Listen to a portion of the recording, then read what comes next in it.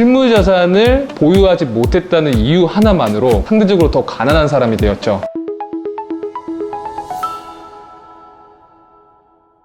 코로나19 이후에 부자들은 왜 더 부자가 됐고 가난한 사람들은 왜 더 상대적으로 가난해졌을까요? 미국은 지난 코로나19 발생 이후에 2019년 12월 경제 침체를 막기 위해 질적 완화와 양적 완화라는 카드를 내놓습니다. 2020년 기준 미국의 통화량은 1경 5천조 수준이었는데요. 하지만 2022년 기준 2경 2천조로 늘어나게 됩니다. 다시 말해 미국 정부가 영국 정부로부터 독립한 1776년도부터 245년 동안 발행한 화폐량 중 40%가 코로나 시기 단 2년 만에 찍어냈다는 말입니다. 이는 말로 형용할 수 없는 충격적인 화폐 가치를 뜻합니다. 그렇다면 그 돈은 전부 다 어디로 갔고 한국과는 무슨 관계가 있을까요? 미국의 통화량 증가에 따라 각 나라는 통화량 증가를 따라가야지만 환율 방어를 할 수 있다는 건 누구나 알고 있는 사실입니다. 한국과 미국은 자본시장에 거의 커플링이 되어 있는 나라 중 하나이고 우리나라는 국내 내수 산업보다는 해외 수출 의존도가 높은 국가 중 하나이기 때문에 돈을 정말 많이 찍어냈습니다. 여기서 저희가 부동산을 대입해서 생각을 해본다면 화폐량을 40% 이상을 찍어냈다는 의미는 반대편에 있는 물건값 또한 40%가 증가했다고 볼 수 있습니다. 왜냐하면 그만큼 화폐 가치가 떨어져 물건을 사기 위해 더 많은 화폐가 필요하기 때문이죠. 그렇다면 코로나 이후의 자산 상승은 당연한 결과입니다. 하지만 정작 우리는 받아들이지 못하고 있습니다. 정부의 탓이라고 생각을 하고 있으면서 비이상적인 상승이라고 받아들이고 있습니다. 저 또한 마찬가지인 생각인데요. 사실 이러한 현상은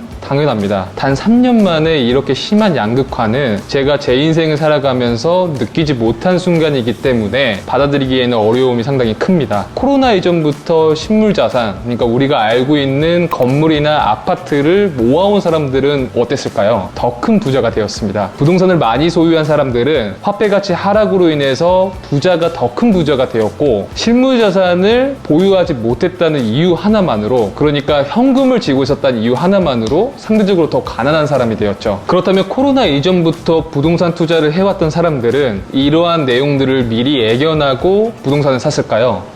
아닙니다. 화폐는 역사적으로도 그렇고 현재까지도 지속적으로 하락하고 있습니다. 실물자산을 획득함으로써 물가 상승이라는 요소에 방어가 되고 떨어지는 화폐 가치를 방어할 수 있는 가장 확실한 수단이기 때문입니다. 저는 처음 투자를 하시는 분들이나 부자를 희망하는 저와 같은 젊은 사람들은 보다 다른 관점으로 접근을 하여야 한다고 생각을 합니다. 내가 가지고 있는 이 현금, 그러니까 이 화폐 가치는 정부가 어느 정도 발행하느냐에 따라서 화폐 가치가 떨어지고 그 떨어진 화폐 가치는 절대 막을 수가 없다. 그렇기 때문에 돈을 정말 열심히 모으되 어느 정도 시드머니가 모은다면 반드시 실물자산과 등가 교환을 하여야 한다 라는 접근으로 생각하여야 한다고 생각합니다. 우리는 어떠한 스탠스를 취해야 될까요? 이 빌딩의 시세는 이렇습니다. 이 건물을 얼마에 샀고 얼마에 팔았습니다. 이러한 단편적인 투자 이야기는 이미 획일화된 내용, 즉 고정되어 있는 정보들이기 때문에 사실 학습하기에는 정말 쉽습니다. 다만 이러한 내용들을 지속적으로 스스로를 노출시키고 미리 학습을 해놔야 투자 자금의 시드머니가 모일 때 우리는 빠른 결단력으로 실물자산을 교환해둘 수가 있습니다. 현금을 먼저 모으고 난 뒤 학습하기에는 오랜 시간이 걸리고 가지고 있는 현금을 전체 사용하는 일생일대의 가장 큰 쇼핑이기 때문에 결단력이 늦춰지게 됩니다. 그렇기에 미리 이러한 정보를 스스로를 노출시키고 학습시켜 놔야 우리가 빠르게 결단을 내리고 좋은 결과를 얻어갈 수 있습니다. 저는 이러한 생각들을 가지고 제 고객 중 부동산 자산가분 5분께 2가지 질문을 드려봤는데요. 질문의 내용은 이렇습니다. 현재 이 시장에 대해서 어떻게 생각을 하는지, 그리고 현재 이 부동산을 사야 될 시기인 건지 2가지 질문을 드려봤는데요. 이 5분 모두 답변하는 거는 다 각기 달랐습니다. 부동산 시장에 크게 관심이 없었던 분들도 계셨고요. 현재 이 시장을 낙관적으로 보시는 분들도 계셨고 부동산 시장을 아주 비관적으로 보시는 분들도 계셨습니다. 하지만 공통된 점은 하나가 있었는데요. 현재 부동산 빌딩 시장이 버블이 있지만 언제든지 내가 생각하고 있는 금액대의 건물이 나온다면 나는 반드시 매수할 준비가 되어 있다. 저는 이 말을 듣고 정말 많은 인사이트를 얻었습니다. 앞서 말씀드린 대로 우리가 상상하고 생각하는 부자들은 기회를 기다리고 그 기회가 올 때까지 조급하게 생각하지 않다는 걸 알게 되었습니다. 그리고 그 기회가 온다면 반드시 가지고 있는 현금을 실물자산으로 교환하겠다는 생각 또한 일치했습니다. 저는 이러한 인사이트를 얻고 여러분께 공유드리고자 같이 성장하고 싶은 마음에 영상을 찍어 보았는데요. 앞으로도 더 좋은 정보를 드릴 수 있도록 노력을 하고 다양한 시도를 해보도록 하겠습니다. 감사합니다.